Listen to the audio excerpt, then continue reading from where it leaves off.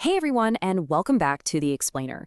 Today, we are going to unpack a genuinely fascinating, honestly kind of mind-bending informal concept study put together by the Sybil EHM Idea Forge. The project is called Pinsel, and it centers around an idea that might sound a little out there at first glance, but actually gets incredibly profound the deeper you look. We're talking about a robotic llama. Now, this isn't just about building some cute, high-tech toy. This study is actually a massive deep dive into how we might safely integrate artificial intelligence into our homes, our workspaces, and even our most vulnerable emotional spaces. Taking a quick look at the agenda for today. First, we'll officially meet Pinsel the llama.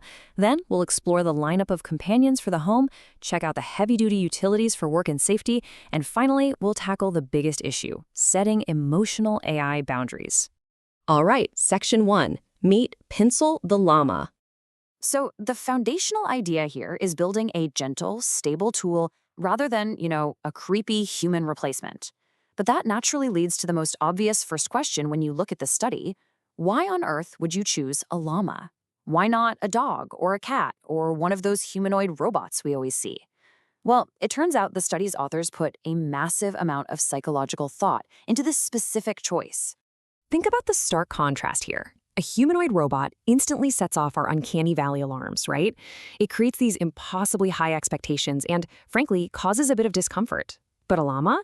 It's inherently calm, it's patient, and honestly, it's slightly comical. It's perfectly designed to be highly functional without ever looking like a threat. Plus, structurally speaking, it literally has a long back built to carry loads, meaning it can do actual physical work while staying completely disarming. Even the name, Pinsel, was chosen just because it sounds harmless. Moving right along to Section 2, Companions for the Home.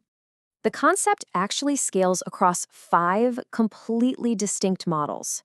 And what's really interesting is how they escalate based on their target audiences and their designated risk classes. We start at a baseline R3 risk class for the everyday home companions, and that scales all the way up to R4 for the heavy-duty models. Let's break down that home lineup first. If you're a parent, you're going to absolutely love the safety-first mindset here. At the very foundation, we have the entry-level Pinsel Mini. This one is designed specifically for toddlers, and because of that, it operates entirely on a local AI core. That means zero open internet access and absolutely no cameras in the basic version. It can play simple learning games and tell stories, but it is physically and technically blocked from forming an unsupervised, deep emotional bond with a vulnerable kid. Scaling up from the toddler's room to the living room, we get the Pinsel family model. Imagine something roughly the size of a very small pony. This one actually connects to external Wi-Fi and AI platforms. It's built to manage your daily household routines, interface with your smart lights, and hold surprisingly deep conversations. It even features a literal debate mode, just in case you ever wanted to argue with a robotic pony about whose turn it is to load the dishwasher. Then we have what is arguably the most sensitive of the companion models, the Pinsel Cura. This is specifically designed as an assistive companion for older, lonely, or disabled users. It can issue medication and hydration reminders, help provide daily structure, and even trigger emergency check-ins if a fall is suspected. But the source text is incredibly strict about one major caveat. The Cura is not a medical device. It's absolutely not a replacement for human care or real therapy. Its entire goal is simply to ease loneliness and provide a stable, comforting presence without ever drawing people away from real human relationships. Okay, let's look at Section 3, Utilities for Work and Safety. As we transition out of the living room and into the real world, you'll see a massive leap in estimated price, complexity, and risk. We're jumping from the little plush Pinsel Mini, which comes in at around €129 in the R3 class, all the way to the industrial Pinsel Cargo. That one is a €12,000 piece of machinery sitting firmly in the R4 risk category, entirely due to its heavy mobility, the heavy loads it carries, and its advanced sensor suite. The first of these higher-risk models is the Pinsel Custos, and this is a completely unique take on personal security. The Custos is not an attack dog. It's not a weapon.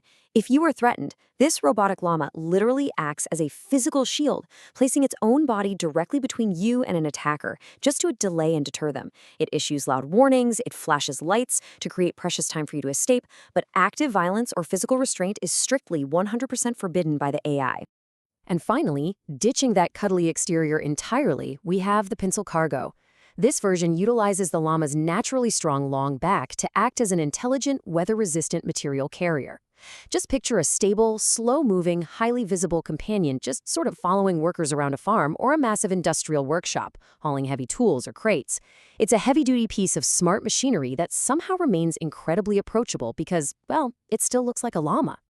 Let's dive into our final segment, Section 4, Setting Emotional AI Boundaries.